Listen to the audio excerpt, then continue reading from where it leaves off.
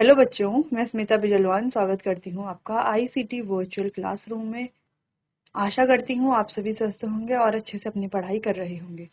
बच्चों, आज हम पढ़ने जा रहे हैं क्लास 11 की केमिस्ट्री। और क्लास 11th केमिस्ट्री में हमारा चैप्टर चल रहा था some basic concept of chemistry. तो इसी को ही आगे हम आज कंटिन्यू करेंगे। ठीक है, एक बार रिवाइज कर लेते हैं लास्ट लेक्चर में हमने क्या क्या टॉपिक्स पढ़े थे। अच्छा बच्चों, ये चैप्टर जो है बहुत ज़्यादा इम्पॉर्टेंट है, जैसे कि हमने पहले भी डिस्कस किया है, क्योंकि यहाँ पे हम बहुत सारे बेसिक कॉन्सेप्ट के बारे में पढ़ने वाले हैं जो हमारा क्लास 11th में तो काम आएगा ही आगे, लेकिन क्लास 12th में भी काम आएगा। ठीक है, चलिए। इंट्रोडक्शन हमने देख लिया था, केमिस्ट्री के ब्रांचेस के बारे में बात की थी, मैटर के क्लासिफिकेशन को डिस्कस किया था डिटेल में, फिर प्रॉपर्टीज देख ली थी मैटर की, मेजरमेंट देख लिए थे, लॉज देख लिए थे जहां पर conservation of mass, multiple proportion, reciprocal proportions, Gay Lussac's law और एवोगैड्रोस लॉ। फिर डाल्टन्स एटॉमिक थ्योरी के बारे में बात की थी। Atomic mass and molecular mass देख लिया था, कैसे फाइंड करेंगे एटॉमिक मास और मॉलिक्यूलर मास। देखो, एटॉमिक मास तो फाइंड करने के लिए कुछ नहीं है, एटॉमिक मास तो क्या है, एटम का जो मास है वही एटॉमिक मास हो गया। ठीक है, लेकिन हाँ, मॉलिक्यूलर मास हमें फाइंड करना पड़ता है, जिससे रिलेटेड काफी सारे क्वेश्चंस भी हमने किए थे। ठीक है, फिर एटम्स, मॉलिक्यूल, एटॉमिसिटी के बारे में बात की थी, साथ ही electron, proton, neutron, atomic number, mass number कैसे फाइंड करेंगे। एक बार थोड़ा रिवाइज कर लेते हैं। जैसे हमने कहा था, एटॉमिक नंबर किसके बराबर होता है, प्रोटॉन के बराबर होता है। ठीक है, तो एटॉमिक नंबर कैसे निकालेंगे, अगर हमें नंबर ऑफ प्रोटॉन्स पता है तो एटॉमिक नंबर ऑटोमेटिकली हमें पता होगा। ठीक, वही मास नंबर के बारे में बात की थी कि नंबर ऑफ प्रोटॉन्स और न्यूट्रॉन को जब हम ऐड कर लेंगे तो मास नंबर फाइंड कर लेंगे इजीली। ठीक है, न्यूट्रॉन्स कैसे फाइंड करेंगे, इसी फॉर्मूले को अगर हम रीअरेंज करें तो नंबर ऑफ प्रोटॉन्स और नंबर ऑफ न्यूट्रॉन्स हम फाइंड कर सकते हैं। ठीक है, अगला नंबर ऑफ इलेक्ट्रॉन कैसे फाइंड करेंगे, तो इसके दो डिफरेंट मेथड हैं। दो डिफरेंट मेथड भी क्या है, देखो, अगर कोई न्यूट्रल स्पीशी है ना, न्यूट्रल स्पीशी का मतलब है कोई अनचार्ज्ड स्पीशी जिस पर कोई भी चार्ज नहीं है, ना पॉजिटिव ना नेगेटिव, जो कैसी है, न्यूट्रल है, उदासीन है। ठीक है, तो उस पर जो नंबर ऑफ इलेक्ट्रॉन्स होंगे वो प्रोटॉन के बराबर होंगे। ठीक है, या उसका जो एटॉमिक नंबर है उसके बराबर होंगे। जैसे मान लो कोई एलिमेंट है, ठीक है, एक्स कोई एलिमेंट है। अब इसका जो एटॉमिक नंबर है वो है 4। एटॉमिक नंबर क्या है, 4 है। ठीक है, एटॉमिक नंबर का मतलब क्या है कि नंबर ऑफ प्रोटॉन्स भी कितने हैं, 4 है, क्योंकि हमने पढ़ा है atomic number is equals to number of proton. Atomic number number of proton के बराबर है। तो अगर हम कहें इसमें नंबर ऑफ इलेक्ट्रॉन्स कितने हैं, तो कितने इलेक्ट्रॉन्स है, 4 ही इलेक्ट्रॉन है, क्योंकि ये कैसे स्पीशी है, न्यूट्रल स्पीशी है। लेकिन अगर ये कोई चार्जड स्पीशी हो, या इसमें पॉजिटिव हो चार्ज हो या नेगेटिव चार्ज हो, अब हमें पता है पॉजिटिवली चार्ज्ड आयंस को कहा जाता है cation and negatively charged ion को कहा जाता है एनायन। हमने याद भी किया था, negatively charge ion is known as anion. तो एनायन अगर हमें याद है तो कैटायन भी याद रह जाएगा। ठीक है, तो अगर कोई चार्ज स्पीशी है, पॉजिटिव चार्ज या नेगेटिव चार्ज उसमें है, तो वहां पर नंबर ऑफ इलेक्ट्रॉन चेंज हो जाते हैं। ठीक है, तो अगर कोई कैटायन है तो नंबर ऑफ इलेक्ट्रॉन्स क्या होते हैं, इंक्रीज नहीं होते, क्या होते हैं, डिक्रीज हो जाते हैं। ठीक है, और कहीं पर अगर नेगेटिव चार्ज है तो नंबर ऑफ इलेक्ट्रॉन्स क्या हो जाएंगे, इंक्रीज होंगे। जैसे मान लो हमारे पास इलेक्ट्रॉन है 4, लेकिन ये स्पीशी कैसी है, एक कैटायनिक स्पीशी है, इसमें क्या है, पॉजिटिव चार्ज है, तो इसमें जो टोटल इलेक्ट्रॉन होंगे वो 4 से कम होंगे। ठीक है, वहीं अगर ये ऐसी स्पीशी है जिसमें पॉजिटिव चार्ज नहीं है बल्कि नेगेटिव चार्ज है, तो यहाँ पर इलेक्ट्रॉन की संख्या 4 से ज्यादा होगी, बढ़ जाएगी। ठीक, चलो, तो ये हमने देख लिया था, फॉर्मूला भी देख लिया था। कैटायन पे कैसे निकालेंगे electron, number of proton minus charge, P का मतलब है number of proton minus charge. अच्छा, यहाँ पर हमने कुछ एग्जाम्पल देखे थे। ठीक है, एग्जाम्पल को थोड़ा डिफरेंट से कर लेते हैं। तो ये तो हमारे पास क्या थे, एग्जाम्पल्स थे, जहां पर हमने क्लोरीन एनायन, क्लोरीन और क्लोरीन का एनायन और सोडियम उसका कैटायन, उसके बारे में बात की। ठीक है, तो ये एग्जाम्पल है, ये आपको अलग ही लिखना है, और साथ में ये तो स्पीशी है। ठीक है, यहाँ पर तो हमने देखा था कि एटॉमिक नंबर मास नंबर कैसे लिखा जाता है। क्लियर? तो इतना तो हो गया होगा, इतना तो आपको समझ में आ भी गया होगा। फिर यहाँ पर एक ये बात भी की थी हमने, अगर हम मास की बात करें तो प्रोटॉन और न्यूट्रॉन का मास लगभग बराबर होता है, लेकिन इलेक्ट्रॉन का मास बहुत ज्यादा कम होता है। बहुत ज्यादा कम होने की वजह से, अच्छा कितना कम होता है, लगभग 2000 गुना कम होता है। तो 2000 गुना कम होने की वजह से इलेक्ट्रॉन के मास को नेग्लेक्ट किया जाता है। ठीक है, चलो ये भी क्लियर है। और यहाँ पर कुछ फॉर्मूले हैं, हाईलाइट कर लेते हैं इनको। Number of proton, atomic number number of proton के बराबर है mass number proton plus neutron, वही number of neutron is equals to mass number minus proton. ठीक है, न्यूट्रल स्पीशी के लिए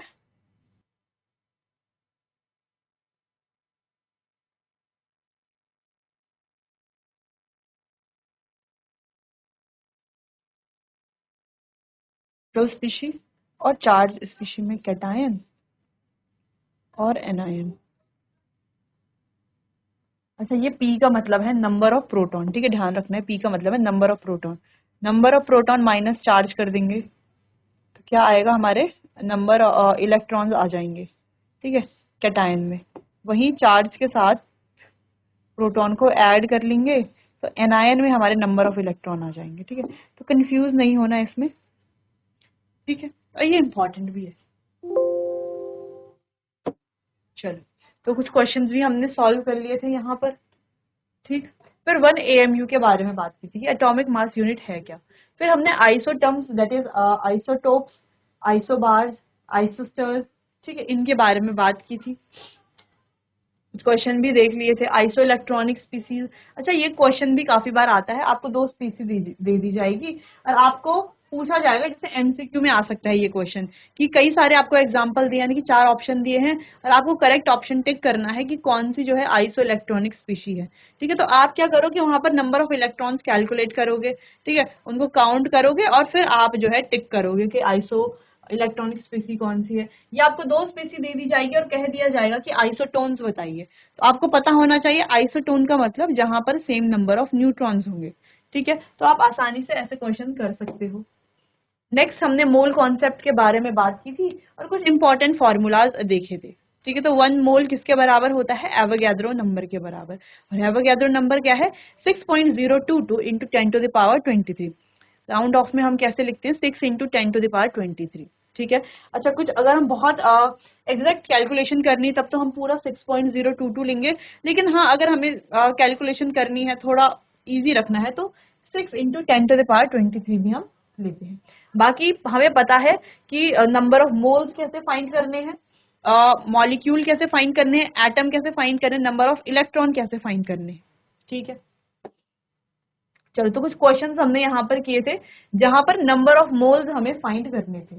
ठीक है, अच्छा फिर कुछ क्वेश्चंस यहाँ पर किए थे जहां पर कहीं पर नंबर ऑफ मोल्स फाइंड करने थे, कहीं पर नंबर ऑफ एटम्स फाइंड करने थे, तो ये हमने सॉल्व कर लिया था।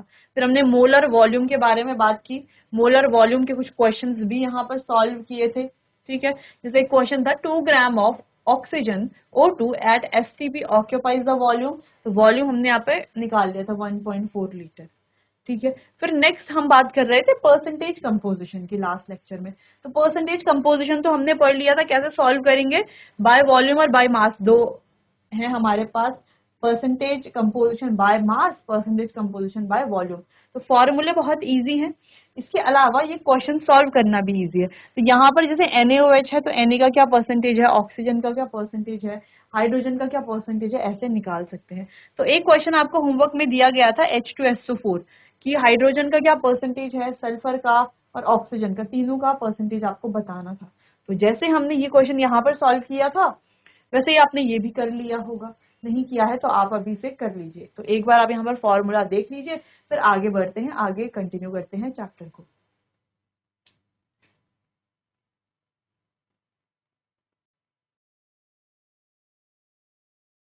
चलिए बात करते हैं मिनिमम मॉलिक्यूलर मास की। मिनिमम मॉलिक्यूलर मास कैसे निकालते हैं, फॉर्मूला इसका लिख लेंगे हम, यानी कि मिनिमम मॉलिक्यूलर मास कितना है। ठीक है, तो फॉर्मूला क्या है, 100 अपॉन परसेंटेज इनटू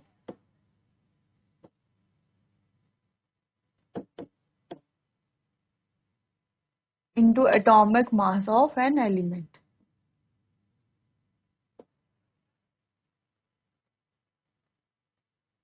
ठीक है, इनटू एटॉमिक मास, जो भी एटॉमिक मास है।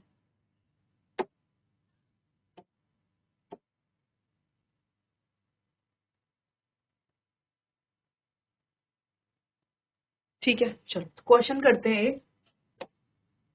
एक बार आप खुद से ट्राई करना है इस क्वेश्चन को। ठीक है, an enzyme has 1.6% oxygen atom by mass. ठीक है, what will be the minimum molecular mass of enzyme. तो एंजाइम का मिनिमम मॉलिक्यूलर मास क्या है। ठीक है, 1.6% ऑक्सीजन एटम बाय मास, इसका मतलब क्या है, इसका मतलब है 1.6 ग्राम ऑफ ऑक्सीजन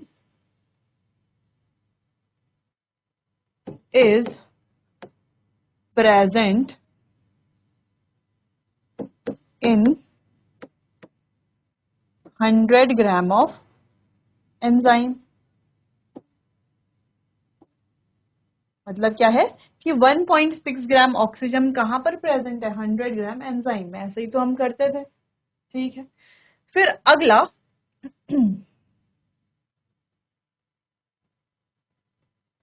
अगर हम 1 ग्राम की बात करें तो 1 ग्राम में कितना प्रेजेंट है, 100 अपॉन 1.6। ठीक है, और O2 का मास की अगर हम बात करें तो ये कितना है, सॉरी ऑक्सीजन का कितना है, 16। सिंपल ऑक्सीजन की बात करें तो 16 gram is equals to 100 by 1.6 into 16। Solve करेंगे, पॉइंट हटा, 0 आया, 16 ये कितना आ गया, ये आ गया है 1000। ठीक है, तो कितना आ गया, मिनिमम मॉलिक्यूलर मास कितना आ गया, 1000। तो ये हो गया आंसर। ठीक है, ऐसे आपको ये क्वेश्चन करने हैं। एक और क्वेश्चन हम आगे करेंगे, इतना नोट कीजिए।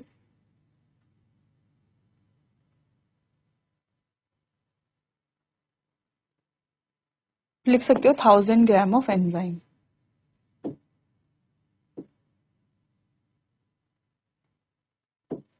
ठीक, चलो तो आगे एक और क्वेश्चन करते हैं। अगला क्वेश्चन है, a compound possess 8% sulphur by mass. क्या है, 8% सल्फर बाय मास है, जैसे हमने यहाँ पर किया था। ठीक है, 1.6% ऑक्सीजन एटम बाय मास, तो वैसे यहाँ पर है 8% sulphur by mass. The molecular mass is, यहाँ पर निकालना है मॉलिक्यूलर मास। तो मॉलिक्यूलर मास कितना है, तो कैसे करेंगे, देखो फॉर्मूला क्या है, फॉर्मूला हमें पता है। तो 100 बाय 8 इंटू 32 तो है ना। चाहे हम इसको ऐसे लिख करके कर लें कि 8 ग्राम ऑफ सल्फर, कितना था 8 ना, सॉरी हाँ, 8 gram of sulphur is present in 100 gram of enzyme. ठीक है, तो 1 ग्राम में कितना होगा, 100 बाय 8, और 32 ग्राम में कितना होगा, ऐसे लिख सकते हैं ना।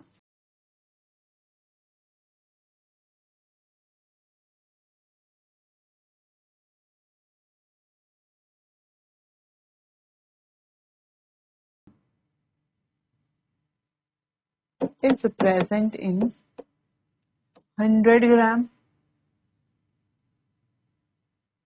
ठीक है, 100 ग्राम ऑफ कंपाउंड जो भी है।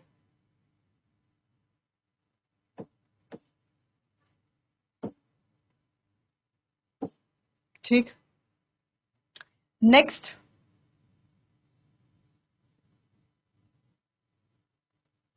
कैसे लिखेंगे हम, जैसे हमने यहां पर लिखा कि 1 ग्राम में कितना, 1 ग्राम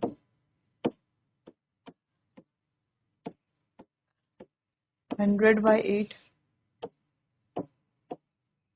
32 ग्राम में कितना होगा? 100/8 इंटू 32, 4 इंटू 100 कितना आ गया? 400 ग्राम। ठीक, कितना? 400 ग्राम। ठीक है, क्लियर? चलो, तो ऐसा कर सकते हैं, या आप सिंपल सा ऐसा भी कर सकते हो इसको, जैसे हम कर ही रहे थे, फॉर्मूला लिख करके आपको फॉर्मूला लिख लेना है और इस तरीके से सॉल्व कर लेना है। फॉर्मूला क्या है?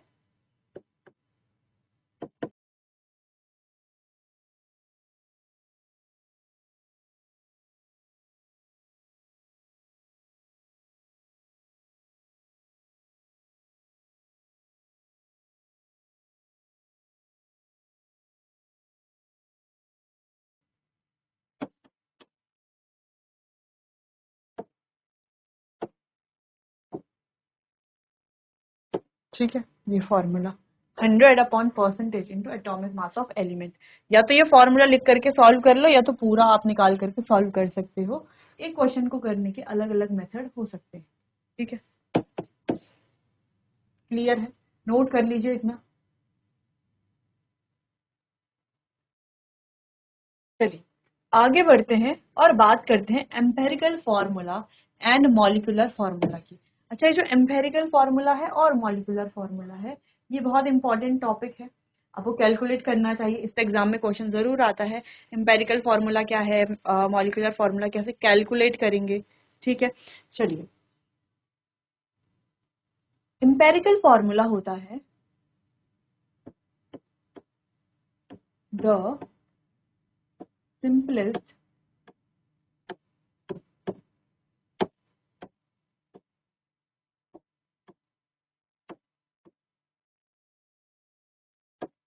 whole number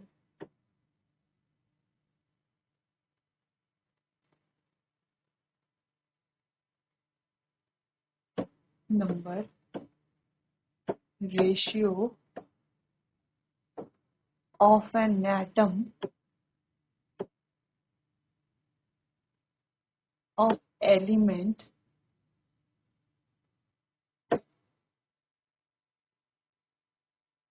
in a molecule।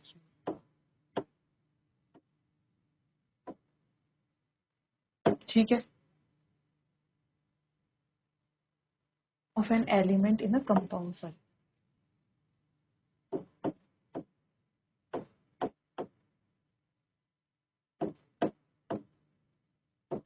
तो ये है क्या?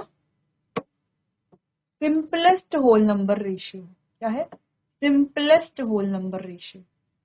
जबकि अगर मॉलिक्यूलर फॉर्मूला की बात करें तो ये क्या है?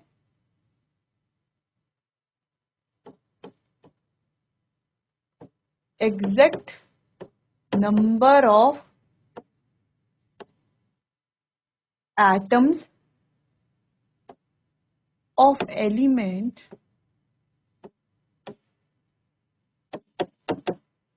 in a compound। Exact number of element, exact number of atom element में, कंपाउंड में। ठीक है, कितने हैं, यानी कि एग्जैक्ट नंबर ऑफ एटम्स के बारे में बात करता है।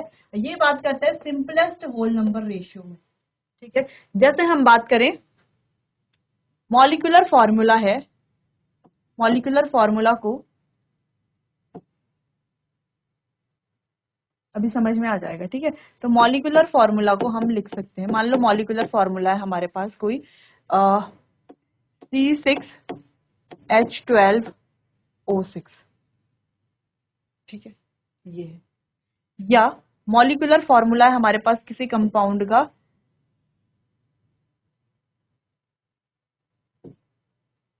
C4H8।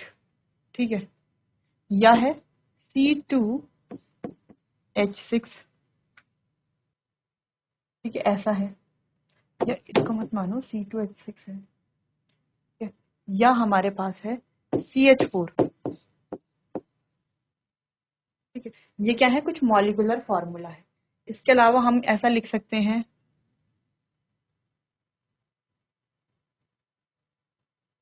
कुछ भी लिख लो, मॉलिक्यूलर फॉर्मूला, कोई भी मॉलिक्यूलर फॉर्मूला है हमारे पास, जैसे है,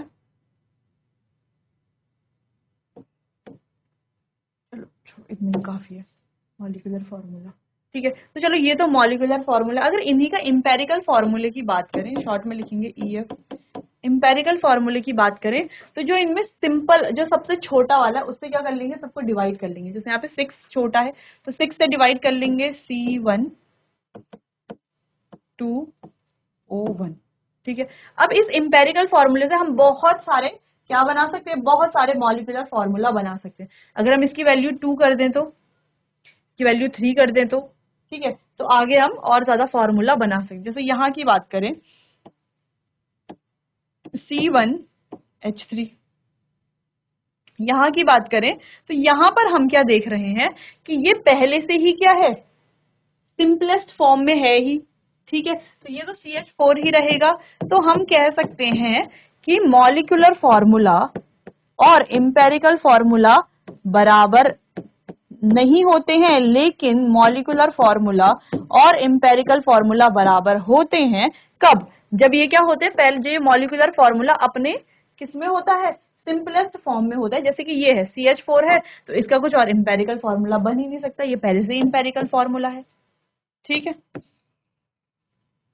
क्लियर? इतना थोड़ा बहुत समझ में आया कि मॉलिक्यूलर फॉर्मूला क्या है, इंपेरिकल फॉर्मूला क्या है। अच्छा, हम जो भी फॉर्मूलाज पढ़ते हैं वो सभी क्या होते हैं, मॉलिक्यूलर फॉर्मूला होते हैं, लेकिन हम क्या कर सकते हैं, उन्हें सिंपल फॉर्मूला बना सकते हैं, यानी कि उन्हें इंपेरिकल फॉर्मूला उनका बना सकते हैं, ठीक है।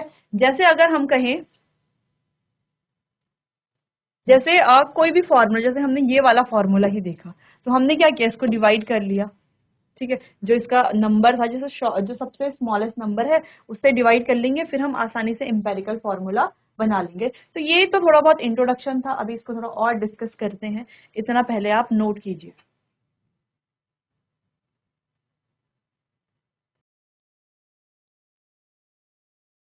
चलो तो हम देखेंगे, तो यहाँ पर होता है हमारे पास n। n क्या है, जैसे हम इसको n भी बोल सकते हैं, ठीक है, 2n है। n क्या होता है, n है multiplication factor,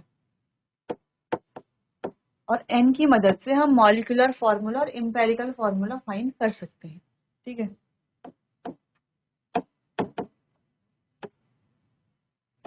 multiplication factor n कितना होता है, n is equals to molecular formula upon empirical formula, या molecular formula mass upon empirical formula mass, ठीक है। ये होता है फॉर्मूला। अगर हमें मॉलिक्यूलर फॉर्मूला का मास दिया हुआ है और n पता है, तो इंपेरिकल फॉर्मूला निकल जाएगा, ठीक है। हम कैसे निकालते हैं, अगर हमें इंपेरिकल फॉर्मूला निकालना है या हमें मॉलिक्यूलर फॉर्मूला निकालना है, ठीक है, तो molecular formula is equals to n into empirical formula, ठीक है। तो मॉलिक्यूलर फॉर्मूला जो भी है मल्टीप्लाई कर लेंगे n से, और empirical formula, sorry, molecular formula निकालना है तो n इंटू इंपेरिकल फॉर्मूला कर लेंगे। सेम ऐसे ही इंपेरिकल फॉर्मूला निकालना है तो मॉलिक्यूलर फॉर्मूला अपॉन n कर लेंगे, आसानी से निकल जाएगा, है ना। इस फॉर्मूले को चेंज करके जो है हम आसानी से मॉलिक्यूलर फॉर्मूला और इंपेरिकल फॉर्मूला कैलकुलेट कर सकते हैं। क्लियर है? अब हम इसके कुछ क्वेश्चंस करेंगे और कैलकुलेशन भी सीखेंगे इंपेरिकल फॉर्मूला की। देखो ये तो सिंपल वाली, अगर मास दिया हुआ है तो हम कैसे निकाल लेंगे। अगर एक का मॉलिक्यूलर फॉर्मूला या इंपेरिकल फॉर्मूला हमें पता है, मॉलिक्यूलर फॉर्मूले का मास दिया हुआ है, तो इंपेरिकल फॉर्मूला का अगर मास कैलकुलेट करना है, ठीक है, तो ये तो हम आसानी से कैलकुलेट कर पाएंगे। लेकिन इसके पीछे एक और कैलकुलेशन होती है जहां पर हम पूरा इंपेरिकल फॉर्मूला बनाते हैं। इंपेरिकल फॉर्मूला का पूरा कैलकुलेशन कैसे होगा, ठीक है, उसके बारे में बात करेंगे। पहले आप इतना नोट कर लीजिए।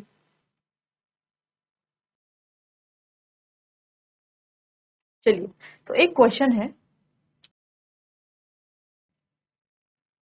क्वेश्चन ये है, शॉर्ट में लिखते हैं। एक कंपाउंड का इंपेरिकल फॉर्मूला आपको दिया गया है CH2O, और उसका मॉलिक्यूलर मास आपको दिया हुआ है जो कि है 180 ग्राम। आपको फाइंड करना है मॉलिक्यूलर फॉर्मूला। कैसे आप फाइंड करेंगे, अब आपको फॉर्मूला तो ये पता है, ये होता है या ये होता है या ये होता है, ठीक है, इनमें से कुछ भी आप मान लो। अच्छा, मास गिवन है तो मास वाला फॉर्मूला आप ले लो, ठीक है, molecular formula mass upon empirical formula mass. तो मॉलिक्यूलर फॉर्मूला का मास तो गिवन है, तो आप क्या कर लोगे, एम्पेरिकल फॉर्मूला का मास कैलकुलेट कर लोगे। तो इसका मास की अगर हम बात करें तो मास कितना होगा, ये तो हमें कैलकुलेट करना है, कितना होगा 12 प्लस 1 इंटू 2 प्लस 16। सॉल्व कर लेंगे जितना भी आएगा, यहाँ पर हम उस वैल्यू को पुट करेंगे, molecular formula mass upon empirical formula mass, solve कर लेंगे, ठीक है। एन इज इक्वल्स टू, देखो मॉलिक्यूलर फॉर्मूला मास कितना है 180, और एम्पेरिकल फॉर्मूला मास आप कैलकुलेट कर लोगे 16 प्लस 12 प्लस 2,